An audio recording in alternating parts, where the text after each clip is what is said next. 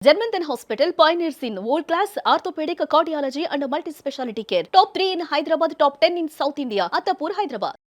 ఆ జమిలీ ఎన్నికల వల్ల దీన్ని తీసుకురావటం వల్ల ఎందుకంటే కాన్స్టిట్యూషనల్ ఛాలెంజెస్ చాలా ఉన్నాయి అది చేయటానికి.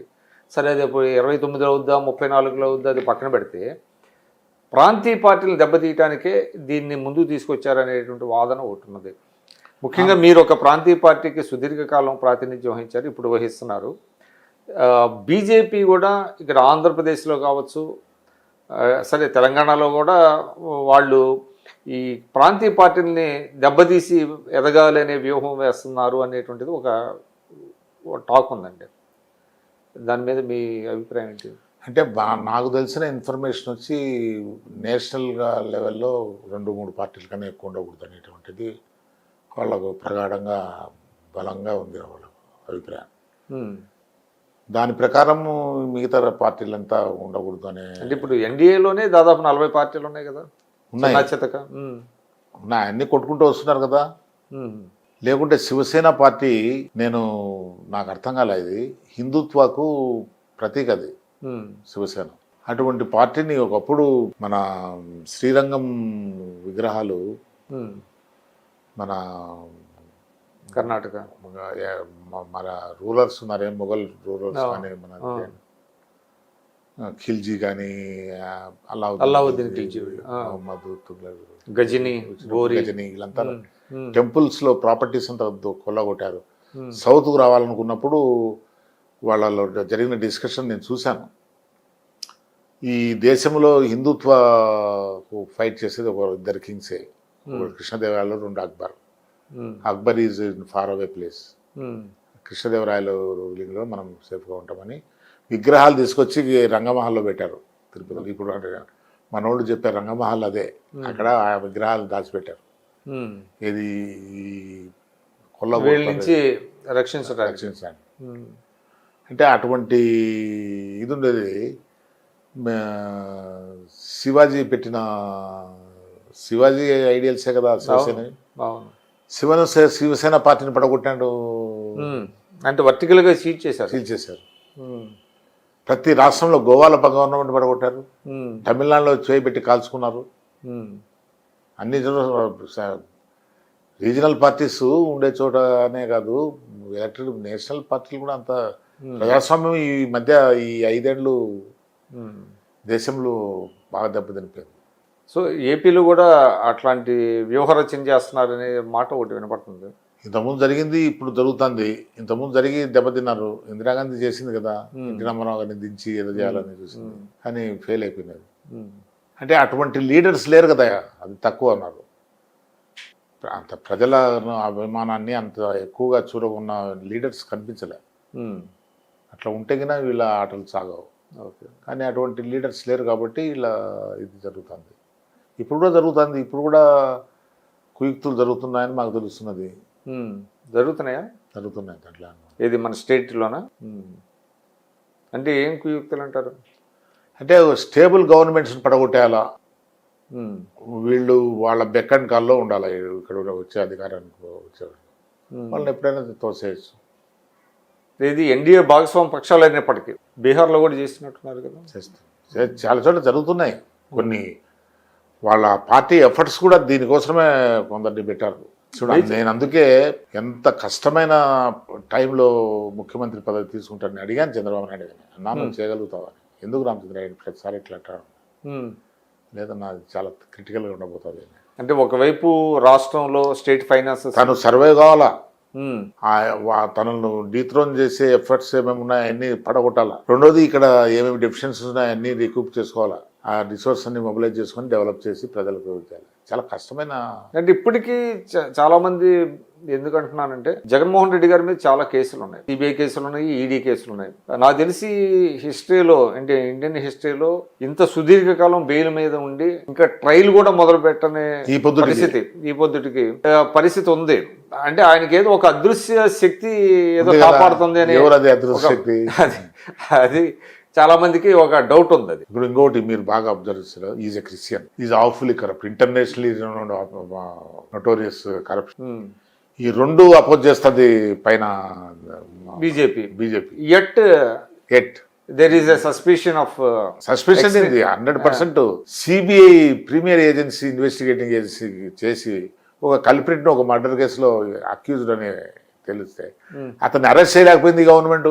విచిత్రం ఏంటంటే సుప్రీంకోర్టు అభిప్రాయపడింది ఎందుకంత డిలే జరుగుతున్నది, ట్రయల్ కూడా మొదలవలేదా అని సుప్రీంకోర్టు ఆశ్చర్యపోయే పరిస్థితి వచ్చింది. సుప్రీంకోర్టు తెలీదా, వాళ్ళ జడ్జెస్ తెలీదా ఇంతకుముందు? వాళ్ళు ఏదో ఒక ఫామ్ లో తీసుకురావచ్చు కదా దాన్ని. జరుగుద్దేమో చూద్దాం. అదే ఇప్పుడు కొద్దిగా ఆశ వస్తున్నది అని ఎందుకు చెప్తున్నా అంటే ఇటువంటి ఎన్ని ప్రజలకు సంకేతాలు పంపిస్తున్నారు కదా మీరు. అంతటి పవర్ఫుల్ గవర్నమెంట్స్ ని పడగొట్టేశారు. రీజనల్ పార్టీస్ అధికారంలోకి అంటే మామూలు విషయం కాదండి. ఎక్కడ నేషనల్ పార్టీస్ ఫెయిల్ అయితే అక్కడ రీజనల్ పార్టీస్ పుడతాయి. ఆ రీజనల్ పార్టీస్ సర్వైవ్ కావాలంటే అక్కడ చరిష్మాటిక్ లీడర్స్ కావాలి. ఎన్టీ రామారావు మాదిరి అటువంటి వాళ్ళని మీరు తమిళనాడులో చేపెట్టి అది డీప్ రూటెడ్ ఫిలాసఫీ ద్రవిడన్ మీరు ఏం చేయలేకపోయారు. అది వీటన్నిటిని మించింది ద్రవిడన్. నేను అక్కడ స్టూడెంట్ గా ఉండి చూశాను. చాలా కష్టం వాళ్ళని డీప్ రూట్ చేసేది. బట్ అంటే దే మేడ్ సమ్ అటెంప్ట్స్ కదా. చేశారు. ఆమె శశికళ జైలు పంపించారు. ఇవన్నీ కూడా ఏం పెద్ద ఏం లేదు. బూమరాంగడ్ మళ్ళా ఇప్పుడు రేపు కాన్స్టిట్యూషన్ అమెండ్మెంట్ దాన్ని చేయాలంటే does they not require the support of Stalin? ఎందుకు అవసరం లేదు కదా, మీకు 2/3 కదా మెజార్టీ. అంటే సగం రాష్ట్రాలే అప్రూవ్ చేయాలి. రాజ్యసభలో వీళ్ళకి ఎక్కడుందండి మెజార్టీ? 2 సభల్లో ఇది కావాలి కదా. నాకు ఆశ్చర్యం, వీళ్ళకు కాన్స్టిట్యూషన్ అమెండ్మెంట్స్ తేగలుగుతారా? తెచ్చేదానికి ఎంత క్యాజువాలిటీస్, ఎంత ఈ ప్రజాస్వామ్యాన్ని దెబ్బతీస్తారు? మీకు నమ్మకం ఉందా వచ్చే 5 ఏళ్లలో జగన్మోహన్ రెడ్డి గారి మీద ట్రయల్ మొదలయ్యి ఏదో ఒక లాజికల్ కన్క్లూజన్కి వస్తాయి ఈ కేసులన్నీ? అని Jaganmohan Reddy politically was assassinated which he deserves. Assassinated by himself. అంటే హరాకిరి అంటాం. అదే హరాకిరి, కరెక్ట్. క్లోజ్ ఫ్రెండ్స్ కు సపోర్ట్ చేసినాడంటే అది కూడా తన వ్యక్తిగతంగా తనకు మేలు జరిగేది. అంటే వైఎస్ అవినాష్ రెడ్డి లాంటి వాళ్ళకి పేర్లు చెప్పాను కానీ ఆయన కొంతమందికి హెల్ప్ చేసి కొంతమంది ధనవంతులు అయ్యేదానికి దోహదపడ్డాడు. కానీ అది కూడా జరిగింది ఏమనంటే అల్టిమేట్ గా తనకే లాభం వచ్చాడు. కాబట్టి సర్వైవ్ అవ్వడానికి వీళ్ళు చేసేటువంటి కుయుక్తులు ఇవన్నీ. ఇంకోటండి, వాళ్ళ సోదరి షర్మిల గారు పిసిసి అధ్యక్షురాలుగా ఉన్నారు. ఏమన్నా కాంగ్రెస్ పార్టీ రివైవ్ అవ్వడానికి అవకాశం ఉందా ఏపీలో? కాంగ్రెస్ పార్టీకి రివైవ్ అయ్యే అవకాశాలు చాలా ఉన్నాయి. ఒక ఏపీలోనే కాదు, మా కంట్రీ లెవెల్. ఎందుకంటే నేషనల్ పార్టీగా బీజేపీ కూడా ఫెయిల్ అవుతుంది. ఫైనాన్షియల్ గా కూడా కంట్రీ పరిస్థితి బాగాలేదండి. బాగాలేదు. మరి మనం 3rd లార్జెస్ట్ ఎకానమీ అనేది బలహీనమైన కంట్రీస్ తో పోల్చుకొని మనం ఎదుర్కొంటున్నాం. అంతే. చెప్పండి, ఎంతవరకు పావర్టీ లైన్ లోంచి బయటికి తీసుకొచ్చారు? హంగర్ ఇండెక్స్ లో చాలా ఘోరంగా ఉంది ఇండియా పరిస్థితి. బిలియనీర్స్ పెరిగిపోయారు, ఎకనామిక్ ఇన్ఈక్వాలిటీస్ పెరిగాయి. జస్టిస్ ఎక్కడ జరుగుతున్నది? పార్లమెంట్ లో జస్టిస్ ఎక్కడ ఉందండి? పార్లమెంట్ లో లిబర్టీ ఉందా? ఫ్రీగా మాట్లాడొచ్చునా? మాట్లాడలేము. కానీ ఇప్పుడు I'm the victim. Parliamentary liberty కట్టేయాలి దాంట్లో నేనే విక్టిమ్. కానీ తాజా పార్లమెంటు సెషన్ ఇవన్నీ చూస్తే కాంగ్రెస్ పార్టీ కూడా అనవసరంగా వాళ్ళని డిస్టర్బ్ చేసి వాయిదాలు వేయించుకొని వాళ్ళ నెత్తి మీద పాలు పోసినట్టుంది తప్ప కాంగ్రెస్ పార్టీ కూడా పెద్ద అంటే ఇది ప్రతిసారి ప్రజలు ఈ విధంగా గుర్తించి మమ్మల్ని మా పర్ఫార్మెన్స్ జడ్జ్ చేస్తారని అనుకుంటున్నారు తప్ప ఎప్పుడు కూడా పార్లమెంట్ను అవాయిడ్ చేస్తే అది ప్రజలకు చాలా ద్రోహం చేసినట్లు. That is the place where you can question the government. మీ అవకాశాలు మీరు పోగొట్టేస్తారు, మీకు ప్రజలు ఇచ్చిన అవకాశాలు పోగొట్టేసినారు. ఇంకా గవర్నమెంట్ ఆ విషయంలో కాంగ్రెస్ పార్టీ తప్పు చేస్తుంది అంటారా?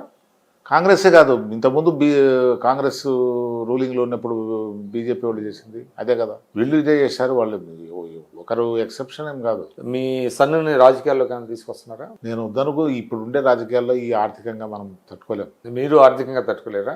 తట్టుకోలేము. అంటే మీ ఆర్థిక వనరులు సరిపోవా ఇప్పుడు ఉన్న రాజకీయాలు? సరిపోతే నేను ఎందుకు డిస్కంటిన్యూ చేస్తాను? నేను కూడా హ్యూమన్ బీయింగే కదా. నా కొడుకుని కూడా వారసుని, నాకు ఒక లెగసీ ఉండాలనుకునేవాడినే కదా.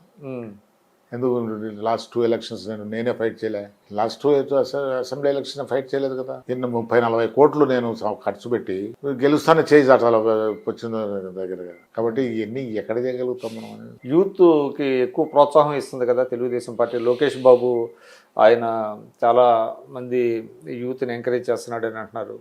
ఉండొచ్చు, వాడికి చిన్న కుర్రాడు ఇప్పుడు అవకాశం ఉంది అని అనుకోవచ్చు. కానీ అదే మన సపోర్ట్ లేనిది వాళ్ళు ఫైనాన్షియల్ సపోర్ట్ ఇవన్నీ ఇవ్వాలి కదా. అసలు ఇప్పుడు రాజకీయాలు అనగానే ఫస్ట్ డబ్బే ముఖ్యం. పెట్టుకుంటావు అసలు ఈ పార్టీలో టికెట్ అడిగినోడు నేను ఆ పార్టీలో తీసుకొని నేను అరేంజ్ చేస్తాను అట్లా అని చెప్పి పరిస్థితి వచ్చేసింది. నేను అదే బాధపడేది, తెలుగుదేశం స్ట్రాంగ్ ఏరియాస్ కూడా బాగా ఎరోడ్ అయిపోతున్నాయి. ఇప్పుడు ఆ వేరే వాళ్ళకు హ్యాండ్ ఓవర్ చేసామే, ఆ కాన్షియన్స్ తెలుగుదేశం కాన్షియన్స్ బాగా అటువంటి మా క్యాడర్ బాధపడుతుంది. వాళ్ళు చూస్తే వాళ్ళ లాయల్టీస్ వేరేగా ఉంటాయి. ఇప్పుడు ఆ పార్టీ నుంచి ఈ పార్టీకి వచ్చి టికెట్ తీసుకున్నాడు, రేపు వేరే పార్టీకి పోతే నమ్మకం ఏంటి? సో పాలిటిక్స్ వచ్చి అంత ఇదిగా లేదంటారు, అంత ఎంకరేజింగ్ లేదు. ఎంకరేజింగ్గా. ఇంకేంటంటే మీ ఫ్యూచర్ ప్లాన్ ఏంటి? అయితే ప్రజలకు ఏమి పెద్దగా చేయలేకపోయినామనేటువంటిది మాత్రం కొరత బాగుంది, ఉన్నదా? చాలా ఉంది. ఏం చేసాం మేము? ఏం చేయలేదు. నేను ఒక ప్రెజర్ గ్రూప్ను కూడా క్రియేట్ చేసిన, 40 ఎంపీస్ని, రైతులను, చెంగారెడ్డి గారి సహకారంతో. అయినా కూడా పెద్ద ఫెయిల్ అయినా పాలసీని. అంటే మీరు ఒక గుడ్ పార్లమెంటరీగా పేరు తెచ్చుకున్నారు కదా, ఓ మంచి పొలిటీషియన్ గా, మంచి తెచ్చినాం. అది నా పొలిటికల్ కామెంటేటర్ గా. నా తృప్తికి తప్ప అదేముంది?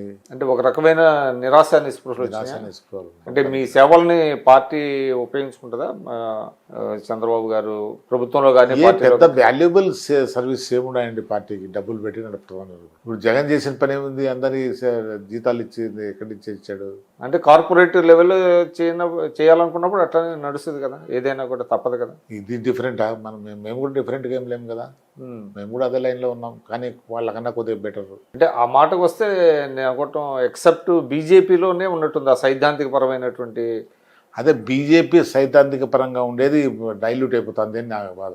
అసలు ఇప్పుడు బీజేపీ, నేను చెప్పాను కదా, is a Christian, is very notorious corrupt man. అటువంటి మీరు సపోర్ట్ చేస్తున్నారా against person who is comparatively better man? ఆయనకి ఇబ్బందులు సృష్టిస్తున్నారా? కల్పిస్తున్నారు కదా. సో అంటే the sword of Democrats hanging on the head అంటారు, అట్లాంటిది ఏమైనా ఉందా? అది ఆల్వేస్ 24 hours తను ఉండే పొజిషన్ సర్వైవల్ అయ్యేదానికి జాగ్రత్తగా ఉండాలా, దాని ఎఫర్ట్స్ పెట్టాలా. ఇక్కడ స్టేట్లో రిసోర్సెస్ మొబిలైజ్ చేసుకున్నానికి దానికి ఎఫర్ట్స్ పెట్టాలా. పెట్టుబడులు తెచ్చుకునే దానికి, బ్యాంక్ నుంచి లోన్ తెచ్చడానికి, ఇక్కడ నుంచి ప్రభుత్వానికి నిధులు వస్తాయో. మీరు నాకు తెలిసి ఒక ఆర్టికల్ రాశారు, చంద్రబాబు నాయుడు గారిలో ఎక్కడా చిరునవ్వు లేదు అంటే ఈ సమస్యల వల్ల ఏమంటారా? ముఖ్యమంత్రి పదవి వచ్చినా కూడా చిరునవ్వు లేకుండా ఉన్నారు అని. అంటే అది వ్యక్తిగతమైన దాని మీద ఉంటుంది, అంతేగాని.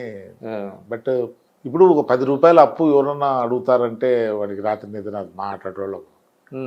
ఆయనకి ఎట్లా నిద్ర పడుతుందో నాకు ఒకసారి అనిపించింది మొదట్లో, ఎట్లా నిద్ర వస్తుంది కానీ. అంటే ఇన్ని అప్పులు, ఇన్ని సమస్యలు ఉన్నాయి కదా. రాష్ట్రానికి జరిగిన మేలు ఏంటంటే ఆయన లీడర్షిప్ అంటారు, అంతే కదా. ఎన్ని సమస్యలు ఉన్నా, ఎన్ని ఇబ్బందులు ఉన్నా, అది మీ వ్యక్తిగతమైన, పార్టీకి సంబంధించిన ఏదైనప్పటికీ the best thing that happen to the state is Chandrababu Naidu. ఇన్ని హడల్స్ ఓవర్కమ్ అవుతూ చేస్తున్నాడంటే మామూలు విషయం. ఓకే. పవన్ కళ్యాణ్ గారితో మీ రిలేషన్షిప్ ఎట్లా ఉంది? మామూలుగానే ఉంది. సో ఆయన కూడా చెప్తున్నారు 10 సంవత్సరాల పాటు చంద్రబాబు గారే సీఎం అని చెప్తున్నారు. అంటే బై మంచిదే. ఇప్పుడు చంద్రబాబు నాయుడు అనే కాదు, ఎనీ కేపబుల్ సీఎం. ఆయన ఏంటంటే ఒక క్లియర్ ఇండికేషన్ ఇస్తున్నట్టున్నాడు, నేనేమి ఇబ్బందులు పెట్టను, ఆయన పని ఆయన చేసుకొని ఇస్తాను. ఎందుకంటే క్యాడర్లో ఏదో ఉంటుంది కదా, మావాడే ముఖ్యమంత్రి అవ్వాలనేటువంటి ఆస్పిరేషన్స్ కొన్ని ఉంటాయి. కానీ ఆయన చాలా క్లియర్గా చెప్తున్నట్టున్నారు 10 ఏళ్ల వరకు కూడా నాకు అటువంటిది అవసరం కూడా, రాష్ట్ర భవిష్యత్తు విషయం. అది it sends good indication. Suman టీవీలో మీ పర్సనల్ అండ్ బిజినెస్ ప్రమోషన్స్ కోసం కింది నెంబర్కి కాంటాక్ట్ చేయండి.